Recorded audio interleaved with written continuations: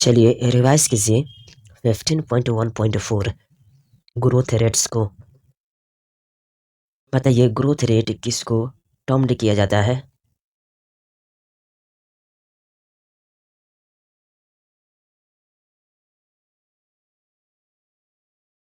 जी हाँ, per unit time में बढ़ी हुई ग्रोथ को ग्रोथ रेट कहा जाता है।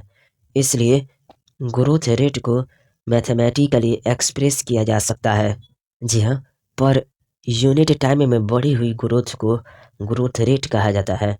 इसलिए ग्रोथ रेट को मैथमेटिकली एक्सप्रेस किया जा सकता है।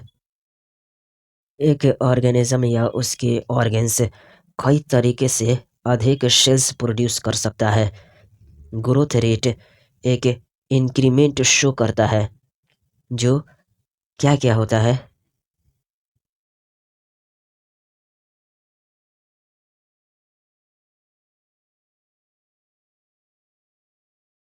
जी हाँ, ग्रोथ रेट एक इंक्रीमेंट शो करता है जो अर्थमेटिक या ज्योमेट्रिक होता है।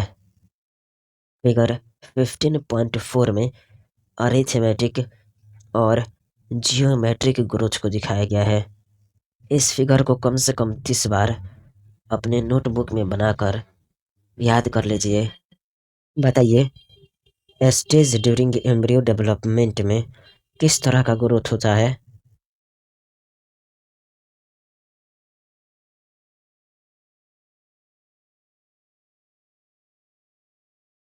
जी हाँ, स्टेजेस ड्यूरिंग एम्ब्रियो डेवलपमेंट में जियोमेट्रिक और अरिथमेटिक फेजेस का दोनों का ग्रोथ होता है। क्या आपके माइंड में अरिथमेटिक ग्रोथ का फिगर आ रहा है?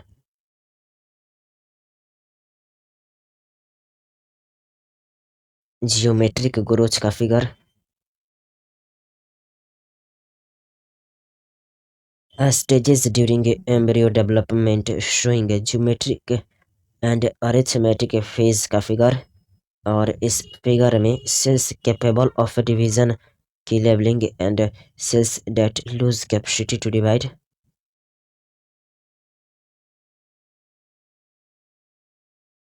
Stage during embryo development showing geometric and arithmetic phase में अरिथमेटिक फेज की लेबलिंग।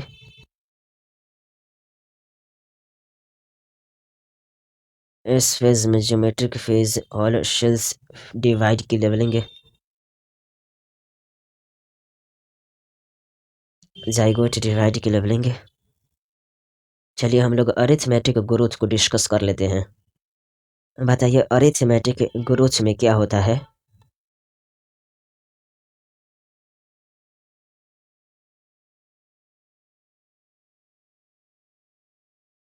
जी हाँ, अरिथमेटिक ग्रोथ में माइटोटिक सेल डिवीजन के बाद केवल एक ही डॉटर सेल लगातार डिवाइड होती है, जबकि दूसरी सेल डिफरेंशिएट तथा मैच्योर होती रहती है। अरिथमेटिक ग्रोथ के सिंपलेस्ट एक्सप्रेशन को एग्जाम्प्लीफाइड कीजिए।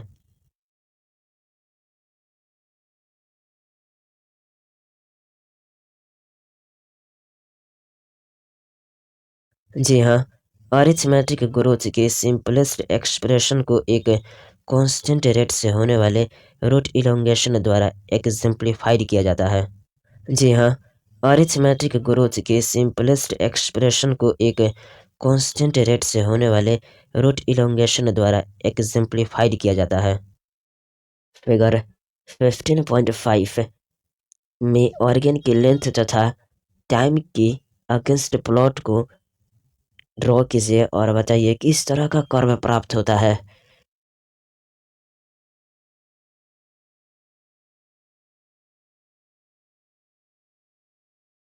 जी हाँ, ऑर्गन की लेंथ को टाइम के अगेंस्ट प्लॉट करने पर लिनियर कर्व प्राप्त होता है। जी हाँ, ऑर्गन की लेंथ को टाइम के अगेंस्ट प्लॉट करने पर लिनियर कर्व प्राप्त होता है।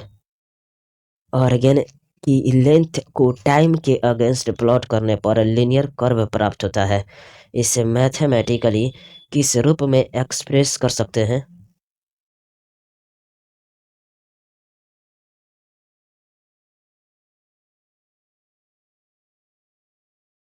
जी हाँ, ऑर्गन की लेंथ को टाइम के अगेंस्ट प्लॉट करने पर लिनियर कर्व प्राप्त होता है। इसे mathematically L T is equals to L not plus R T के रूप में एक्सप्रेस किया जाता है, where L not length at time zero है, L T length at time T है, आर ग्रोथ रेट या फिर इलोंगेशन पर यूनिट टाइम होता है। जी हाँ, ऑर्गन की लेंथ को टाइम के अगेंस्ट प्लॉट करने पर लिनियर कर्व प्राप्त होता है। इसे mathematically L T is equals to L not plus R T के रूप में एक्सप्रेस किया जाता है, where L not length at time zero है, L T length at time T है, आर ग्रोथ रेट या फिर इलोंगेशन पर यूनिट टाइम होता है। चलिए अब हम लोग ज्योमेट्रिक ग्रोथ का डिस्कशन कर लेते हैं। बताइए ज्योमेट्रिक ग्रोथ में क्या होता है?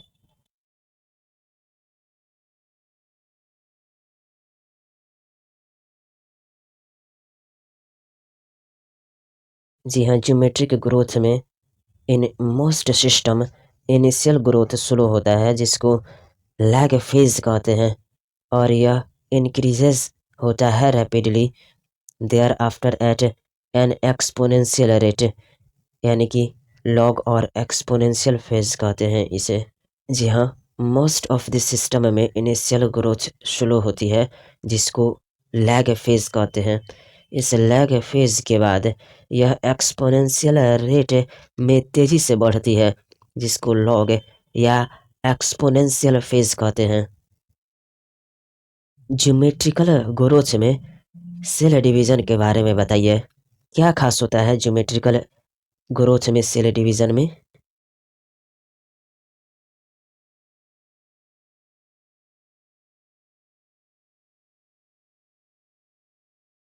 जी हाँ, ज्योमेट्रिकल ग्रोथ में माइटोटिक सेल डिवीजन के बाद बनने वाले दोनों प्रोजेनी सेल्स यानी कि डॉटर सेल्स लगातार डिवीजन की एबिलिटी रखती है। जी हाँ, ज्योमेट्रिकल ग्रोथ में माइटोटिक सेल डिवीजन के बाद बनने वाले दोनों प्रोजेनी सेल्स यानी कि डॉटर सेल्स लगातार डिवीजन की एबिलिटी रखती है। यही इसमें खास बात है। ज्योमेट्रिक ग्रोथ में क्या होगा अगर लिमिटेड न्यूट्रिएंट सप्लाई हो?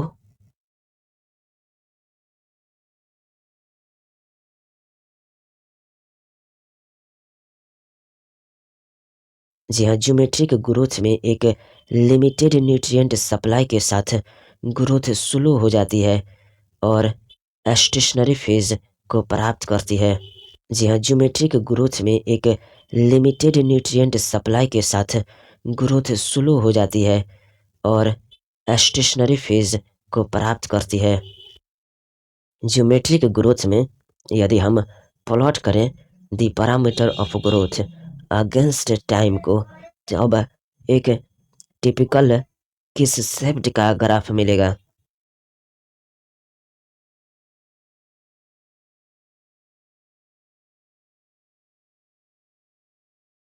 जी हाँ, अगर हम ग्रोथ के पैरामीटर को टाइम के अगेंस्ट प्लॉट करें तो हमें एक टिपिकल सिग्मोइड या एस कर्व प्राप्त होता है। जी हाँ, अगर हम ग्रोथ के पैरामीटर को टाइम के अगेंस्ट प्लॉट करें तो हमें एक टिपिकल सिग्मोइड या एस कर्व प्राप्त होता है। चलिए figure 15.6 A idealised sigmoid growth curve typical of cells in culture and many higher plants and plant organs का फिगर कम से कम 30 बार बनाइए। क्या आपको size slash weight of the organ versus time में लैग फेज की लेवलिंग दिख रही है? एक्सपोनेंशियल फेज की, स्टेशनरी फेज की? फिर से, क्या आपको size slash weight of the organ versus time में लैग फेज की लेवलिंग दिख रही है? एक्सपोनेंशियल फेज की, स्टेशनरी फेज की? फिर से, क्या आपको size slash weight of the organ versus time में लैग फेज की लेवलिंग दिख रही है? एक्सपोनेंशियल फेज की, स्टेशनरी फेज की? फिर से बताइए, क्या सिग्मोइड कर्व नेचुरल एनवायरनमेंट में ग्रो करने वाले लिविंग ऑर्गेनिज्म की एक कैरेक्टरिस्टिक है?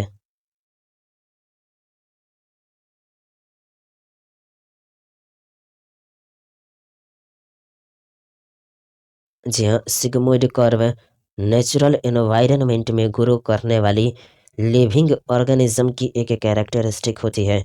यह कर्व सभी सेल्स, टिश्यू तथा प्लांट के ऑर्गन के लिए टिपिकल आदर्श है। जी हाँ, सिग्मोइड कर्व नेचुरल एनवायरनमेंट में ग्रो करने वाली लिविंग ऑर्गेनिज्म की एक कैरेक्टरिस्टिक होती है। यह कर्व सभी सेल्स, टिश्यू तथा प्लांट के ऑर्गन के लिए टिपिकल आदर्श है। It is typical for all cells, tissues and organs of a plant. Can you think of more similar examples? क्या आप अन्य सिमिलर एग्जाम्पल के बारे में सोच सकते हैं? सीजनल एक्टिविटीज शो करने वाले एक ट्रीज में आप किस तरह से कर्व को एक्सपेक्ट कर सकते हैं?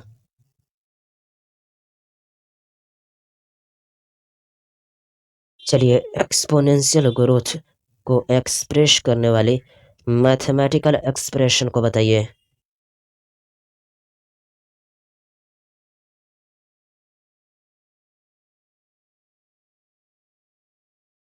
जी हाँ, W1 is equals to W0 e to the power R T exponential growth को शो करने वाला मैथमेटिकल एक्सप्रेशन है, जहाँ पर W1 is equals to final size, that is weight, height, number, etc. W0 is equals to initial size at the beginning of the period. R is equals to growth rate. T is equals to time of growth. E is equals to base of natural logarithms.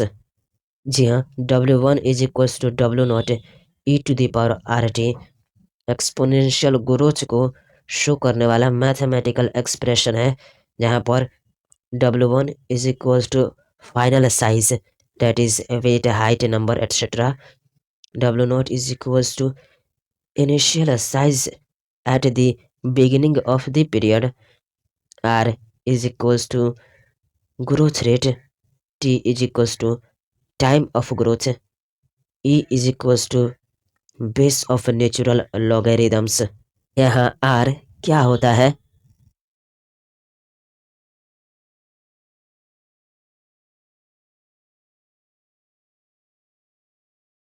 जी हाँ, exponential growth के mathematical expression में are एक relative growth rate है तथा साथ ही plant द्वारा new plants material को produce करने की क्षमता को मेजर करता है, जिसे एफिशिएंसी इंडेक्स के रूप में रेफर किया जाता है। जी हाँ, एक्सपोनेंशियल ग्रोथ के मैथमेटिकल एक्सप्रेशन में आर एक रिलेटिव ग्रोथ रेट है तथा साथ ही प्लांट द्वारा न्यू प्लांट्स मटेरियल को प्रोड्यूस करने की क्षमता को मेजर करता है, जिसे एफिशिएंसी इंडेक्स के रूप में रेफर किया जाता है। इसलिए बताइए, फाइनल साइज ऑफ W1 किस पर डिपेंड्स करता है?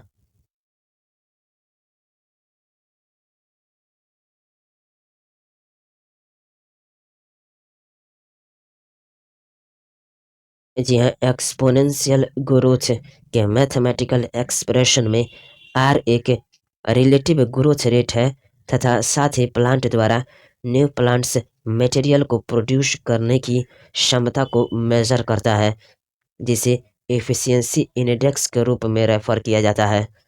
इसलिए the final size of W1 depends करता है on the initial size W0। जी हाँ, final size W1 initial size W0 पर डिपेंड करता है। जी हाँ, final size W1 initial size W0 पर डिपेंड करता है। लिविंग सिस्टम में ग्रोथ के बीच क्वांटिटेटिव कंपैरिजन भी कितने प्रकार से किया जा सकता है?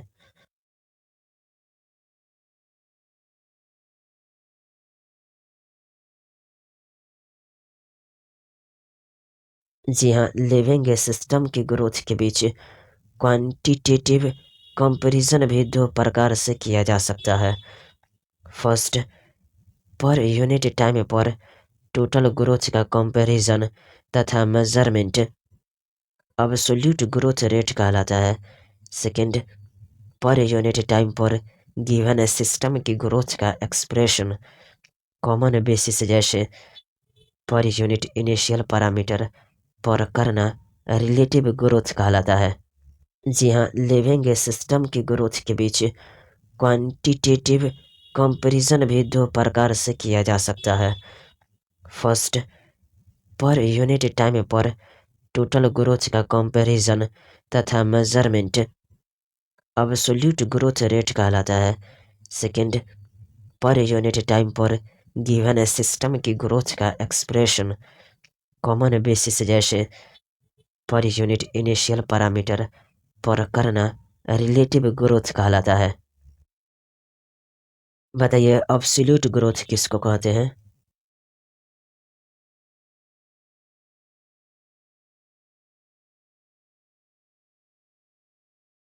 जी हाँ, पर यूनिट टाइम पर टोटल ग्रोथ का कंपैरिजन तथा मेजरमेंट अब्सोल्यूट ग्रोथ रेट कहलाता है। जी हाँ, पर यूनिट टाइम पर टोटल ग्रोथ का कंपैरिजन तथा मेजरमेंट अब्सोल्यूट ग्रोथ रेट कहलाता है। रिलेटिव ग्रोथ रेट किसको कहते हैं?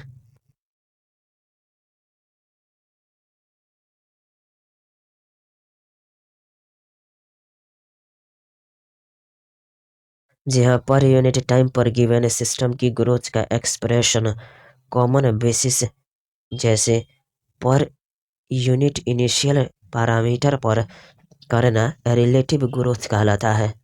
जी हाँ, पर यूनिट टाइम पर गिवन सिस्टम की ग्रोथ का एक्सप्रेशन कॉमन बेसिस जैसे पर यूनिट इनिशियल पैरामीटर पर करना रिलेटिव ग्रोथ कहलाता है। इन फिगर 15.7 में टू लेव्स ए और बी को ड्रॉन किया गया है that are of different sizes but show करते हैं ऑब्सोल्यूट इंक्रीज को in area in the given time to give leaves A one and B one. However, one of them shows a much higher relative growth rate, which one and why? Figure 15.7 में different size की दो lips ए तथा B दिखाई गई है, लेकिन एक दिए गए समय में उनके एरिया में ऑब्सोल्यूट इंक्रीज से लिप्स ए वन तथा बी वन बनी। फिर भी इनमें एक का रिलेटिव ग्रोथ रेट अधिक है। यह कौन सी लिव है और क्यों है? रिवाइज कीजिए 15.1.5 कंडीशंस फॉर ग्रोथ को। प्लांट की ग्रोथ के लिए नेसेसरी कंडीशन क्या होती है? Why do you not try to write down what you think are necessary conditions for growth? This list have water, oxygen, and nutrients as very essential elements for growth. बताइए कौन कौन growth के लिए बहुत आवश्यक होते हैं?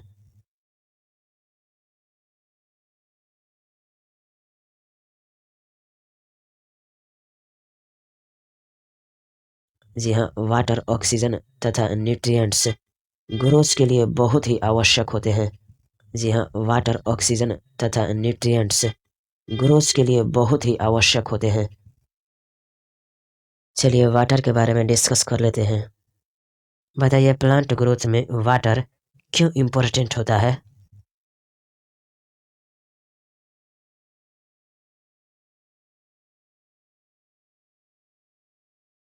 जी हाँ, प्लांट में वाटर सेल एनलार्जमेंट के लिए आवश्यक होता है, जिससे सेल्स साइज में ग्रो करती है। सेल्स की टर्जिडिटी एक्सटेंशन ग्रोथ में सहायता करती है। इसलिए प्लांट्स की ग्रोथ तथा फर्दर डेवलपमेंट प्लांट के वाटर स्टेटस से इंटीमेटली लिंक रहती है।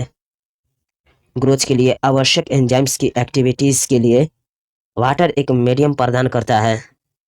जी हाँ, प्लांट में वाटर सेल एनलार्जमेंट के लिए आवश्यक होता है, जिससे सेल्स साइज में ग्रो करती है।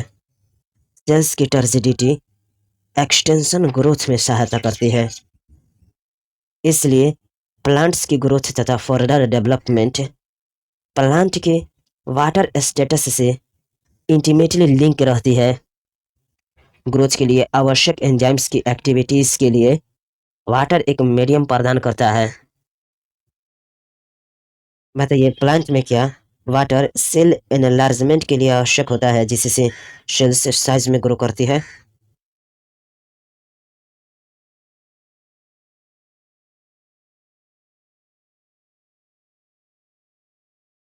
जी हाँ, वाटर सेल एनलार्जमेंट के लिए आवश्यक होता है, जिससे सेल्स साइज में ग्रो करती है। जी हाँ, वाटर सेल एनलार्जमेंट के लिए आवश्यक होता है, जिससे सेल्स साइज में ग्रो करती है। सेल्स की टर्जिडिटी किस ग्रोथ में सहायता करती है?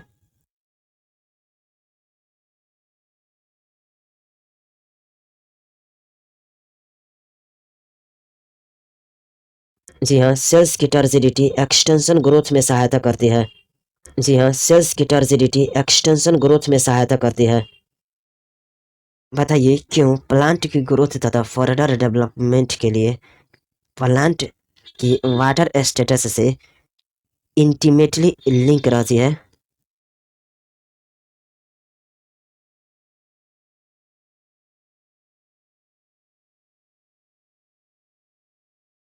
जी हाँ, वाटर सेल एनलार्जमेंट के लिए आवश्यक होता है, जिससे सेल्स साइज में ग्रो करती है। सेल्स की टर्जिडिटी एक्सटेंशन ग्रोथ में सहायता करती है। इसलिए प्लांट की ग्रोथ एंड डेवलपमेंट प्लांट्स की वाटर स्टेटस से इंटीमेटली लिंक रहती है। ग्रोथ के लिए आवश्यक एंजाइम्स की एक्टिविटीज के लिए वाटर एक मीडियम प्रदान करता है।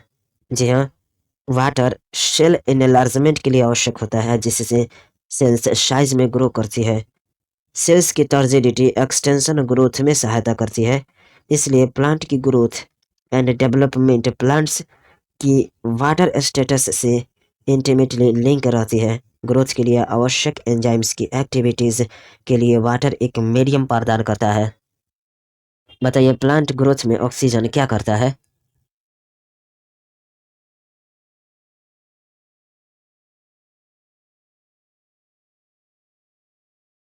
जी हाँ, ऑक्सीजन ग्रोथ के लिए मेटाबॉलिक एनर्जी को रिलीज करने में हेल्प करती है। जी हाँ, ऑक्सीजन ग्रोथ के लिए मेटाबॉलिक एनर्जी को रिलीज करने में हेल्प करती है। प्लांट ग्रोथ एंड डेवलपमेंट में न्यूट्रिएंट्स क्यों रिक्वायर होते हैं?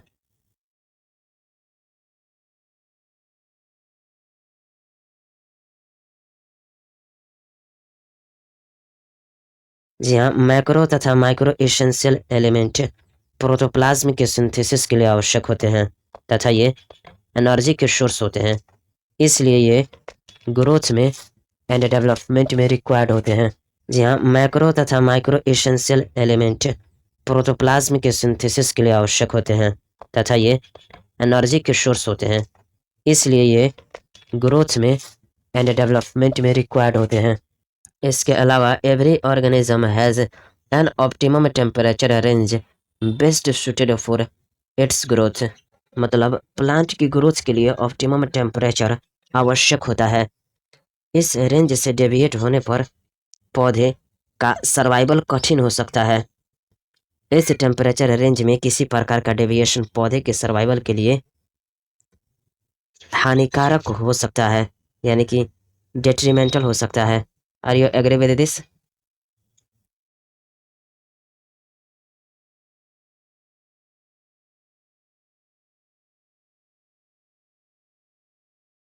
जी हाँ, प्लांट की ग्रोथ के लिए ऑप्टिमम टेम्परेचर आवश्यक होता है तथा इस रेंज से डेविएट होने पर पौधे का सर्वाइवल कठिन हो सकता है। इस टेम्परेचर रेंज में किसी प्रकार का डेविएशन पौधे के सर्वाइवल के लिए डेट्रीमेंटल यानी कि हानिकारक हो सकता है। जी हाँ, प्लांट की ग्रोथ के लिए ऑप्टिमम टेम्परेचर आवश्यक होता है तथा इस रेंज से डेविएट होने पर पौधे का सर्वाइवल कठिन हो सकता है। इस टेम्परेचर रेंज में किसी प्रकार का डेविएशन पौधे के सर्वाइवल के लिए डेट्रीमेंटल यानी कि हानिकारक हो सकता है। क्या environmental signals such as light and gravity affect करते हैं सर्टेन फेज या स्टेज ऑफ ग्रोथ को?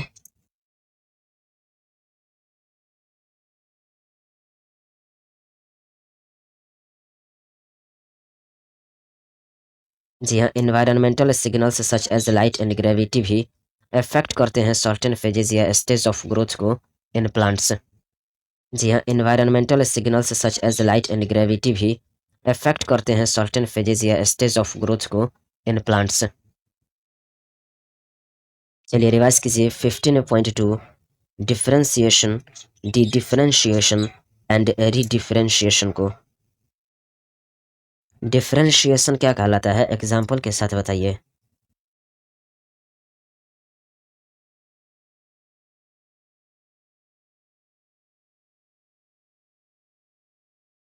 जी हाँ, रूट एंड शूट की एपिकल मेरिस्टेम तथा कैम्बियम से ड्राइव्ड सेल्स डिफरेंशिएट होकर स्पेसिफिक कार्यों को करने के लिए मैच्योर हो जाती है। मैच्योरेशन की ओर होने वाली यह एक्ट डिफरेंशिएशन कहलाता है। जी हाँ, रूट एंड शूट की एपिकल मेरिस्टेम तथा कैम्बियम से ड्राइव्ड सेल्स डिफरेंशिएट होकर स्पेसिफिक कार्यों को करने के लिए मैच्योर हो जाती है। मैच्योरेशन की ओर होने वाली यह एक्ट डिफरेंशिएशन कहलाता है। बताइए, क्या डिफरेंशिएशन के समय सेल्स अपनी सेल वाल तथा प्रोटोप्लाज्म दोनों में ही कुछ या मेजर स्ट्रक्चरल चेंज करती है? यदि हाँ तो एग्जाम्पल बोलिए।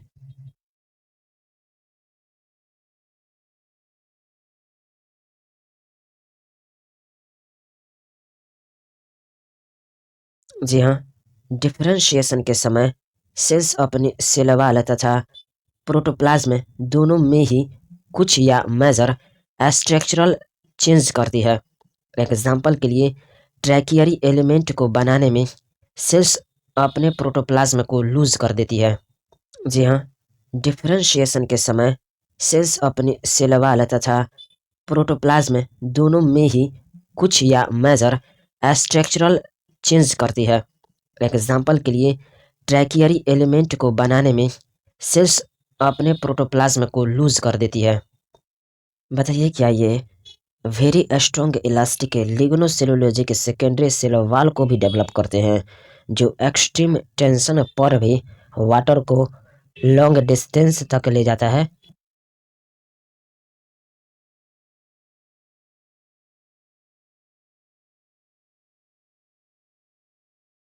जी हाँ, डिफरेंशिएशन के समय सेल्स अपनी सेल वाल तथा प्रोटोप्लाज्म दोनों में ही कुछ या मेजर स्ट्रक्चरल चेंज करती है।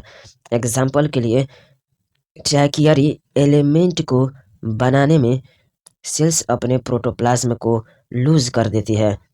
ये एक very strong elastic lignocellulosic cell wall को भी डेवलप करते हैं, जो एक्सट्रीम टेंशन पर भी वाटर को लॉन्ग डिस्टेंस तक ले जाते हैं। Try to correlate the various anatomical features you encounter in a plant to the functions they perform. Plants एक another इंटरेस्टिंग phenomenon शो करते हैं। बताइए, डिफरेंशिएशन क्या होता है?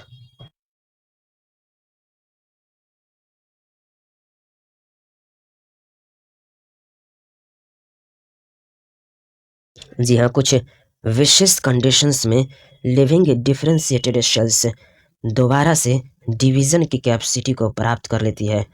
इस फेनोमेनन को डी डिफरेंशिएशन कहते हैं। एग्जाम्पल बताइए डी डिफरेंशिएशन का।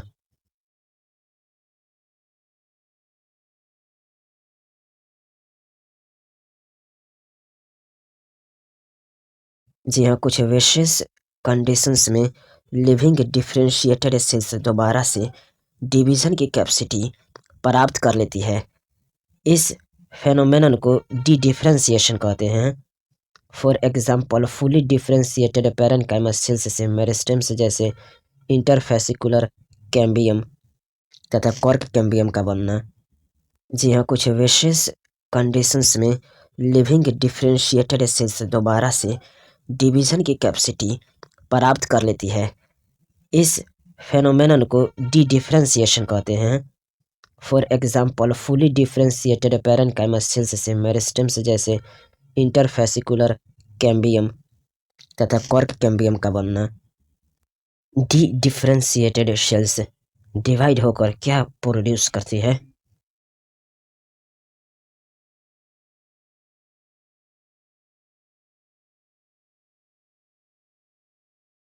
जी हाँ, डी डिफरेंशिएटेड सेल्स डिवाइड होकर सेल्स प्रोड्यूस करते हैं। जी हाँ, डी डिफरेंशिएटेड सेल्स डिवाइड होकर सेल्स प्रोड्यूस करते हैं। बताइए ये रीडिफरेंशिएशन किसको कहते हैं?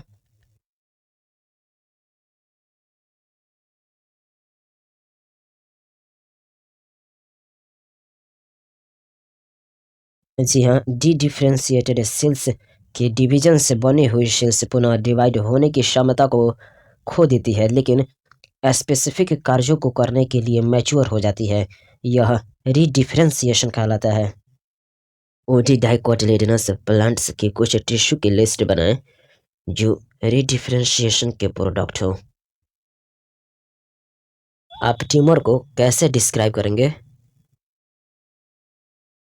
आप उस पैरेन्काइमा सेल्स को जिसे लेबोरेटरी की कंट्रोल्ड कंडीशन में प्लांट टिश्यू कल्चर के दौरान डिवाइड कराया जा रहा हो, उसे क्या कहेंगे? सेक्शन 15.1.1 को रिकॉल करिए। हमने बताया था कि प्लांट में ग्रोथ ओपन होती है, मतलब यह डिटर्मिनेट तथा इनडिटर्मिनेट हो सकती है। सेक्शन 15.1.1 को रिकॉल करिए। हमने बताया था कि प्लांट में ग्रोथ ओपन होती है, मतलब यह डिटर्मिनेट तथा इनडिटर्मिनेट हो सकती है। बताइए क्या हम कह सकते हैं कि प्लांट्स में डिफरेंशिएशन भी ओपन होता है? यदि हाँ तो क्यों?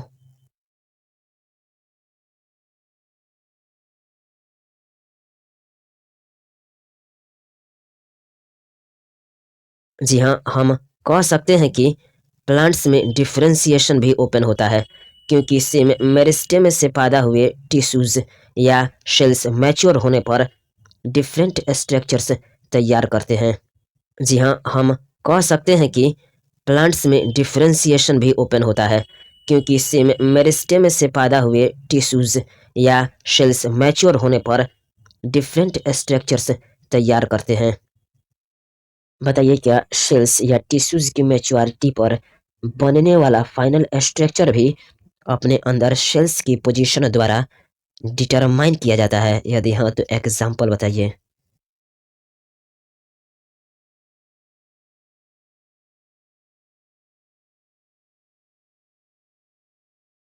जी हाँ, सेल्स या टिश्यूज की मैच्योरिटी पर बनने वाला फाइनल स्ट्रक्चर भी अपने अंदर सेल्स की लोकेशन द्वारा डिटरमाइन किया जाता है। एग्जाम्पल के लिए रूट एपिकल मेरिस्टेम्स से दूर स्थित सेल्स रूट कैप सेल्स की तरह डिफरेंशिएट होती है, जबकि पेरिफेरी की ओर पुश्ड सेल्स एपिडर्मिस की तरह मैच्योर होती है। जी हाँ, सेल्स या टिश्यूज की मैच्योरिटी पर बनने वाला फाइनल स्ट्रक्चर भी अपने अंदर सेल्स की लोकेशन द्वारा डिटरमाइन किया जाता है।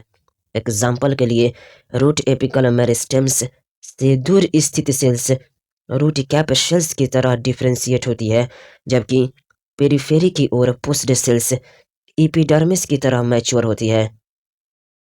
Can you add a few more example of open differentiation correlating the position of a cell to its position in an organ?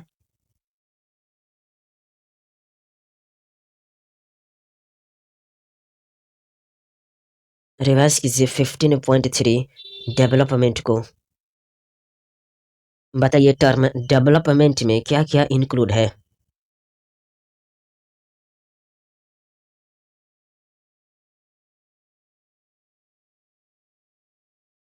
जी हाँ, डेवलपमेंट एक टर्म है जिसके अंतर्गत किसी ऑर्गेनिज्म की लाइफ साइकिल में सीड जर्मिनेशन से लेकर सेनेसेंस तक चेंज आते हैं। जी हाँ, डेवलपमेंट एक टर्म है जिसके अंतर्गत किसी ऑर्गेनिज्म की लाइफ साइकिल में सीड जर्मिनेशन से लेकर सेनेसेंस तक चेंज आते हैं। फिगर 15.8 में हायर प्लांट्स के सेल्स में होने वाले डेवलपमेंट की सीक्वेंशियल प्रोसेसेस का डायग्रामेटिक रिप्रेजेंटेशन किया गया है। यह टिश्यू या ऑर्गेन पर भी लागू होता है। चलिए इसको कम से कम अपने नोटबुक में 30 बार बनाइए।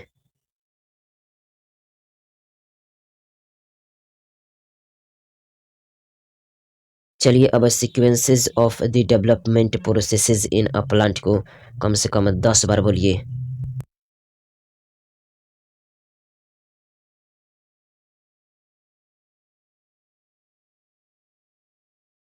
प्लास्टिसिटी किसको कहते हैं? एग्जाम्पल भी बताइए।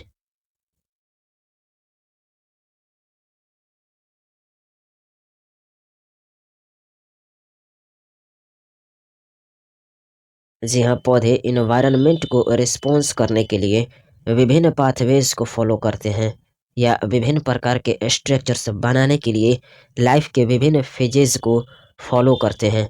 इस क्षमता को प्लास्टिसिटी कहते हैं। एग्जाम्पल के लिए heterophylly in cotton, coriander and larkspur. इन प्लांट्स में लीव्स की शेप जुवेनाइल तथा मैच्योर अवस्था में अलग अलग होती है। जी हाँ, पौधे इन्वायरमेंट को रिस्पॉन्स करने के लिए विभिन्न पाथवेज को फॉलो करते हैं या विभिन्न प्रकार के स्ट्रक्चर्स बनाने के लिए लाइफ के विभिन्न फेजेस को फॉलो करते हैं। इस क्षमता को प्लास्टिसिटी कहते हैं। एग्जाम्पल के लिए heterophylly in cotton, coriander and larkspur. इन प्लांट्स में लीव्स की शेप जुवेनाइल तथा मैच्योर अवस्था में अलग अलग होती है। बताइए क्या प्लांट्स में लीव्स की शेप जुवेनाइल तथा मैच्योर अवस्था में अलग अलग होती है?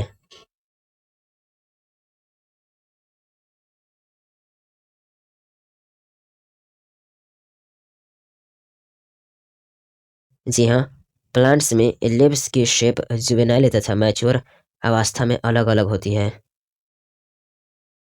बटर कप में एयर तथा वाटर में प्रोड्यूस होने वाले लीव्स की शेप में डिफरेंस होती है। बताइए यह कौन सी डेवलपमेंट होती है और यह डेवलपमेंट किस कारण होती है?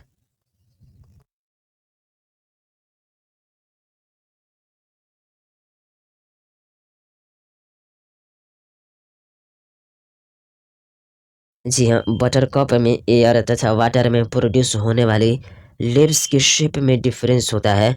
यह हेटेरोफिलस डेवलपमेंट इन्वायरमेंट के कारण होता है।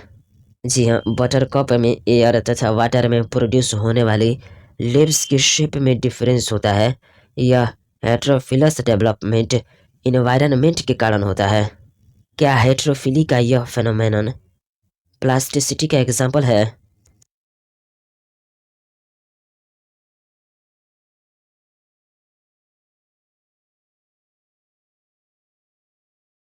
हेटेरोफिली इन लार्कस्पुर में क्या आपको जुवेनाइल लीफ का फिगर दिख रहा है आपके माइंड में?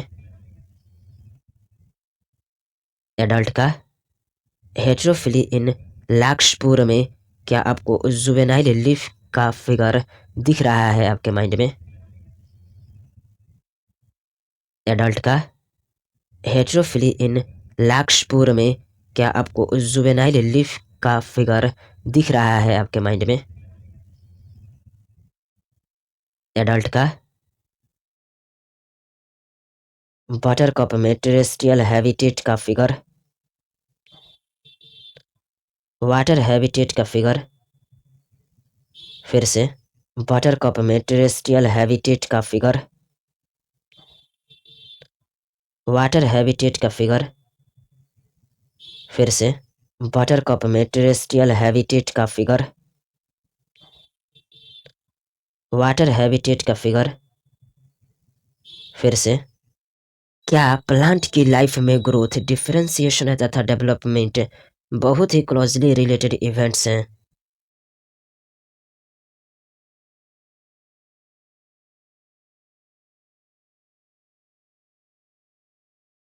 जी हाँ, प्लांट की लाइफ में ग्रोथ, डिफरेंशिएशन तथा डेवलपमेंट बहुत ही क्लोजली रिलेटेड इवेंट्स हैं।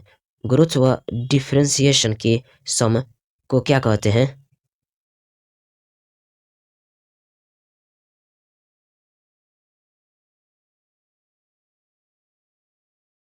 जी हाँ, ग्रोथ और डिफरेंशिएशन के सम को डेवलपमेंट कहते हैं।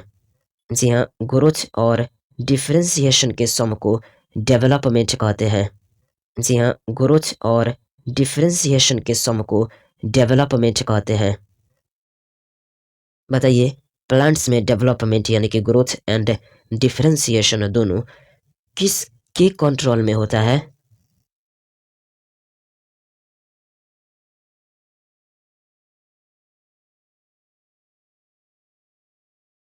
जी हाँ, प्लांट में डेवलपमेंट दैट इज डिफरेंशिएशन एवं ग्रोथ दोनों इंट्रिंसिक तथा एक्सट्रिंसिक फैक्टर से कंट्रोल होता है। जी हाँ, प्लांट में डेवलपमेंट दैट इज डिफरेंशिएशन एवं ग्रोथ दोनों इंट्रिंसिक तथा एक्सट्रिंसिक फैक्टर से कंट्रोल होता है। बताइए, इंट्रिंसिक फैक्टर में क्या क्या शामिल है?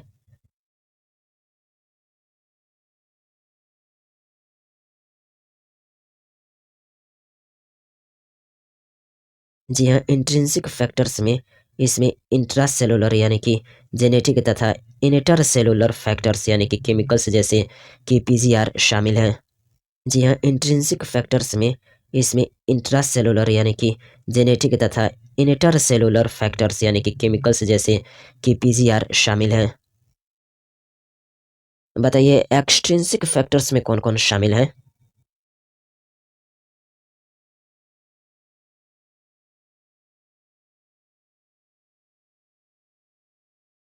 जी हाँ, एक्सट्रिंसिक फैक्टर में लाइट, टेम्परेचर, वाटर, ऑक्सीजन तथा न्यूट्रिशन शामिल होता है। जी हाँ, एक्सट्रिंसिक फैक्टर में लाइट, टेम्परेचर, वाटर, ऑक्सीजन तथा न्यूट्रिशन शामिल होता है।